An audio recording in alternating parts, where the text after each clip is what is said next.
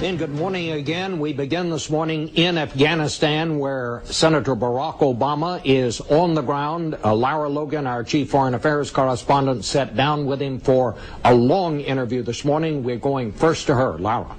Good morning, Bob. Well, Senator Obama spent his first day in Afghanistan yesterday visiting the troops, talking to soldiers, speaking with their commanders. Today he met privately with President Hamid Karzai of Afghanistan, and he says that after talking to both sides, his assessment is that the situation in Afghanistan is both precarious and urgent. And he said that the U.S. has to start planning to put more troops in Afghanistan now. I believe U.S.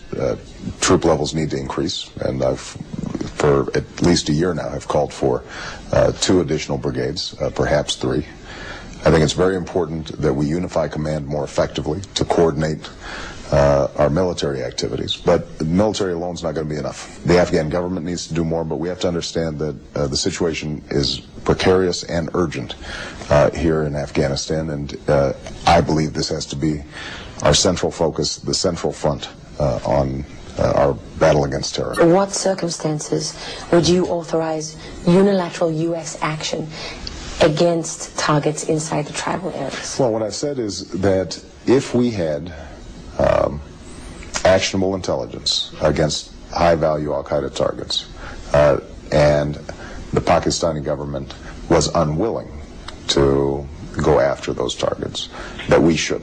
Would you consider unilateral U.S. action? I will push Pakistan very hard to make sure that we go after those training camps. I think it's absolutely vital to the security interests of both the United States and Pakistan. Secretary Robert Gates said that they are looking at options to get additional U.S. forces to Afghanistan, quote, sooner rather than later. While Afghanistan has minimal oil resources, to the north the former Soviet republics of Kazakhstan, Turkmenistan, Uzbekistan, Tajikistan and Kyrgyzstan possess substantial oil and natural gas, which Russia exploited before the collapse of the Soviet Union in 1990. Already we have American bases and troops in Uzbekistan, in Tajikistan, in Kyrgyzstan, and the Russians clearly are very nervous about this. China is another big player. China would like to extract a lot of this oil and gas and perhaps try and ship it to China. So I think, in the future, we may well see a kind of three-way competition between Russia, China, and the United States for the resources of Central Asia. U.S. military bases may now have replaced Soviet bases throughout Central Asia, but for American oil companies a problem remains. Where to run pipelines without passing through the territory of competing powers? With Russia to the north, Azerbaijan across the Caspian Sea to the west, Iran to the southwest, India to the southeast, and China to the east. Apparently, running pipelines through Afghanistan and Pakistan to the Indian Ocean seems to be the answer. Such a project was actually conceived of by the California-based Unocal Oil Company in the early 1990s. We've had them in Kuwait for a while. We have permanent bases in Afghanistan. We are building permanent bases in Uzbekistan. We actually have 4 bases in Georgia. So if you draw a map that connects the dots between all of the bases that we have done since the Cold War ended, what you see is American military hegemony covering 90% of the globe's energy resources in terms of gas and in terms of oil. In May of 2002, trusting that the U.S. military would bring peace for Afghanistan, President Karzai signs a treaty with the leaders of Pakistan and Turkmenistan for the construction of a $2 billion pipeline from Turkmenistan to the Indian Ocean. Turkmenistan and Afghanistan hope to generate much-needed income for their economies. Pakistan hopes to secure an oil route for itself. Its position would also allow Pakistan to control at least part of the oil supply to India.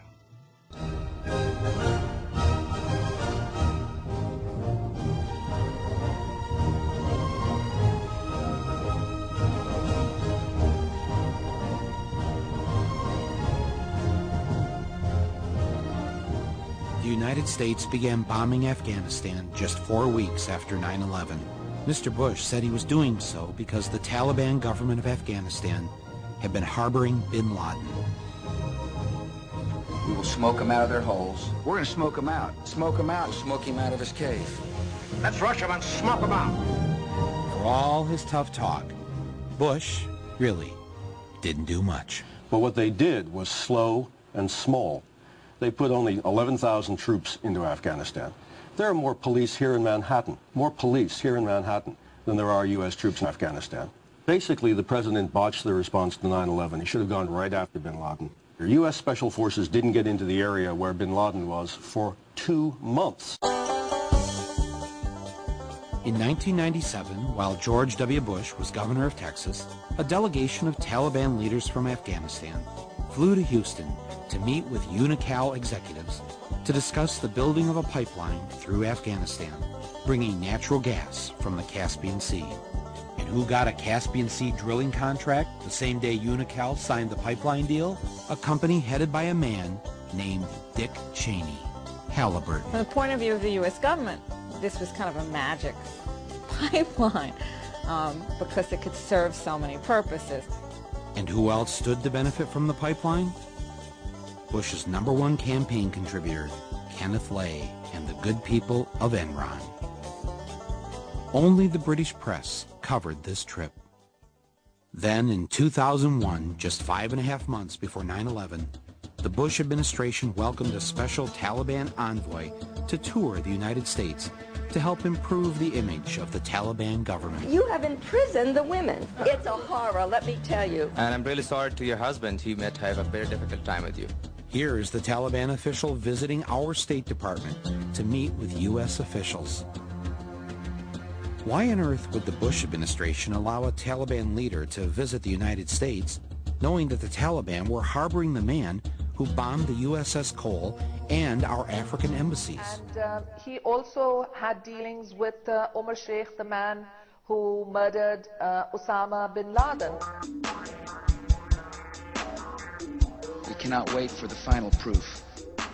He also had dealings with Omar Sheikh, the man who murdered Osama bin Laden. The smoking gun. He also had dealings with Omar Sheikh, the man who murdered Osama bin Laden. It could come in the form of a mushroom cloud. Murdered Osama bin Laden. The smoking gun.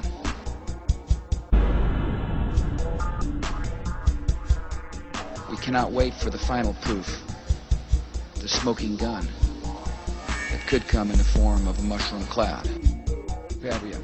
Mr. President, in your speeches now, you rarely talk or mention Osama bin Laden. Why is that? Also, can you tell the American people if you have any more information, if you know if he is dead or alive? Deep in your heart, don't you truly believe that until you find out if he is dead or alive, you won't really eliminate the threat of Well, deep in my heart, I know the man's on the run if he's alive at all. And who knows if he's hiding in some cave or not. We hadn't heard from him in a long time. He's a person who's now been marginalized.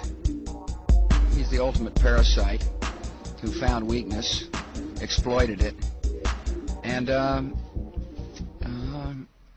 met his match. So I don't know where he is. Nor do, I just don't spend that much time on him. I'll be honest with you.